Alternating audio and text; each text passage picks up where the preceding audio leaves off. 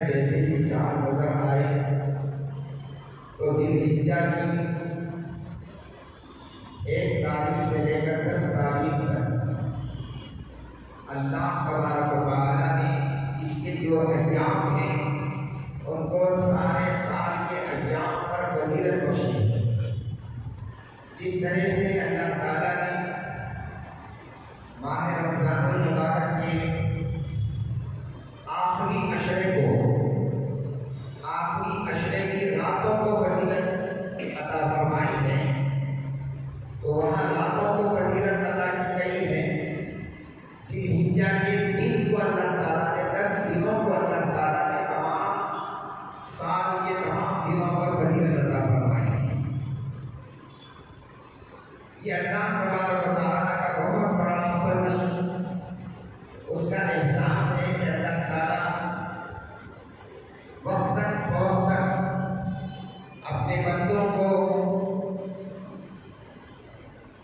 معاف کرنے کے لیے اور ان کو گناہوں سے پاک اور صاف کرنے کے لیے ایک پیکیج دیتے ہیں، مہلت دیتے ہیں اور پیکیج دیتے ہیں، کبھی شب قدر کے ذریعے سے، کبھی راتوں کے ذریعے سے، اور کبھی ذی الحجہ کے 10 دن ہیں، 10 دنوں کے ذریعے۔ اگر کوئی شخص اس سے فائدہ نہ اٹھائے تو اس سے زیادہ بدبخت اور محروم کوئی ہو نہیں سکتا۔ تو بہرحال یہ 10 دن ہیں جس میں کثرت کے ساتھ تحلیل یعنی لا الہ الا اللہ کو پڑھنے کا حکم دیا گیا ہے۔ ان 10 دنوں میں کثرت کے ساتھ لا الہ الا اللہ کا ورد کرتے رہے۔ اس کی وجہ بھی آپ آگے چل کر سمجھ لیں گے۔ تو بہرحال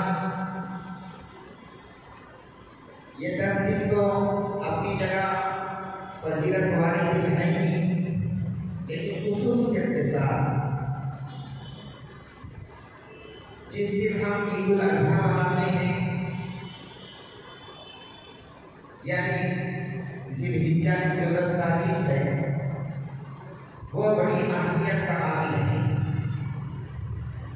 اور اس دن اللہ تبارک و تعالیٰ کی طرف سے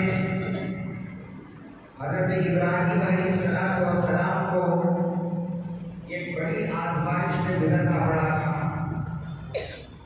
جیسا کہ آپ نے پچھلے خطبات میں سنا کہ حضرت ابراہیم علیہ السلام اور ان کے ساتھ ساتھ ان کے گھر والوں کو بھی، ان کے بیوی بچوں کو بھی اللہ تبارک و تعالیٰ نے بڑی بڑی آزمائشوں سے گزارا، بڑے بڑے امتحانات نے انہیں مبتلا کیا۔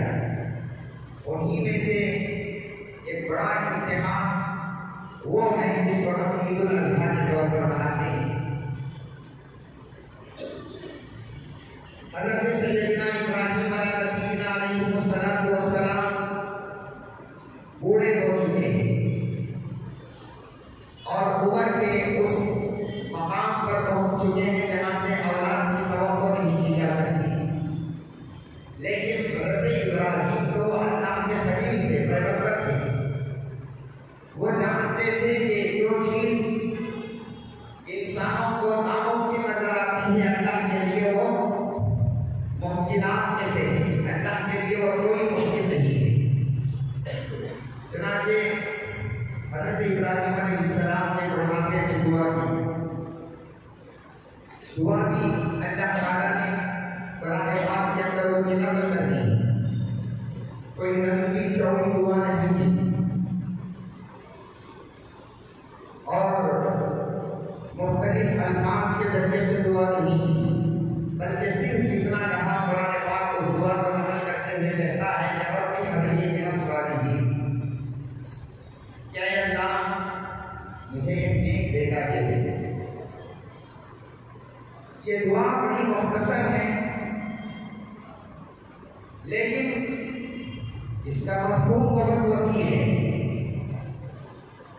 سب سے پہلی بات تو یہ کہ انسان کو کبھی نا امید نہیں ہونا چاہیے، کبھی انسان نا امید نہ ہو اپنی کسی بھی کام کے اندر. یہ ایک پہلا سبق ہمیں ملتا ہے. حضرت ابراہیم علیہ السلام بڑھاپے میں پہنچ گئے تھے. عام طور پر بڑھاپے میں لوگ اولاد سے نا امید ہو جاتے ہیں.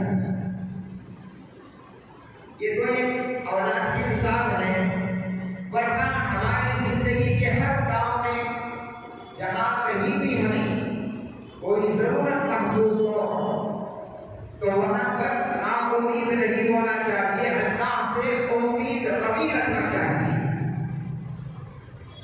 حضرت ابراہیم علیہ السلام نے اللہ سے مختصر دعا کی. اس دعا کے اندر دیکھیے کیا ہے، ربی ہب لی من الصالحین. اتنا ہی ہاتھ اٹھایا، دعا کی کہ پروردگار مجھے نیک بیٹا دے.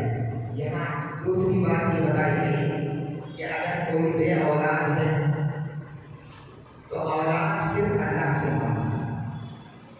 خدا کے سوا کسی بھی در پر جا کر آپ اگر